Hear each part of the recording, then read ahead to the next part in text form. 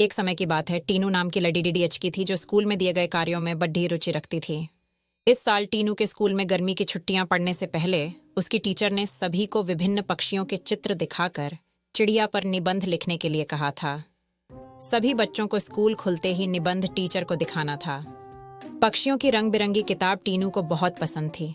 जब टीचर ने बताया कि उन पर निबंध लिखना है और सबसे अच्छा लिखने वाले को इनाम में वह किताब मिलेगी, तो टीनू खुश हो गई। टीचर ने सभी पक्षियों से जुड़ी कुछ कहानियां भी बच्चों को सुनाई। उसके बाद स्कूल की गर्मियों की छुट्टियां पड़ गईं। यूं तो टीनू हर साल अपनी गर्मी की छुट्टियां बिताने के लिए कहीं न कहीं जाती थी, लेकिन इस साल की छुट्टियों में टीनू रोज पास के ही बगीचे में जाकर पक्षियों और उनके घोंसले देखने लगी। उस बगीचे में गोरैया, दर्जन, लवा जैसे बहुत से पक्षी आते थे। टीनू बगीचे में आने वाली हर चिड़िया को पहचानने की कोशिश करती और उन्हें गौर देखती रहती। टीनू देखती थी कि हर चिड़िया एक एक घास, पत्ती, पंख आदि को जोड़कर कैसे अपना घोंसला बना रही है। उसके मन में होता था कि चिड़िया को घोंसला बनाने के लिए कितनी मेहनत करनी पड़ती है। टीनू चाहती थी कि वो किसी तरह से उन पक्षियों की मदद करे। एक दिन टीनू ने देखा कि पास के बगीचे में बदमाश लड़कों ने लवा चिड़ियों का घोंसला तोड़ दिया है। टीनू को यह देखकर बहुत दुख हुआ। उसने सोचा कि क्यों ना मैं इनके लिए खुद एक दो घोंसले बना दूं, शायद ये इसका इस्तेमाल कर लेंगी। टीनू को लगा कि वो कुछ ही देर में घोंसला बनाकर तैयार कर देगी, लेकिन टीनू पूरा दिन तिनकों और दूसरी चीजों से चिड़िया का घोंसला बुनती रही। बड़ी मुश्किल से जब घोंसला तैयार हुआ तो घोंसले को पेड़ पर टिकाने के लिए कुछ मिला नहीं।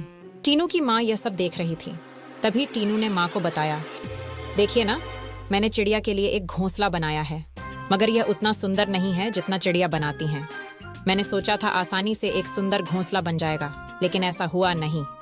ये घोंसला अंदर से काफी कठोर बन गया है। क्या आप इसे मुलायम बना देंगी? किसी तरह से टीनू की माँ ने उस घोंसले को थोड़ा ठीक किया। उसके बाद टीनू ने उस घोंसले को धागे की मदद से पेड़ पर टिका दिया। अब बगीचे में बैठकर टीनू लवा पक्षी के आने का इंतजार करने लगी। वो पक्षी बगीचे में आए तो, लेकिन टीनू द्वारा बनाया गया घोंसला उन्होंने इस्तेमाल नहीं किया। टीनू के साथ उसकी माँ भी बगीचे में आई थी।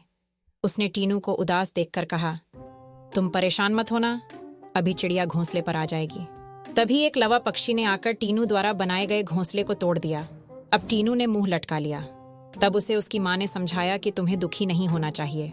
देखो, तुम्हारे द्वारा इस्तेमाल की गई चीजों से ही लवा पक्षी अपने लिए घोंसला बना रहे हैं।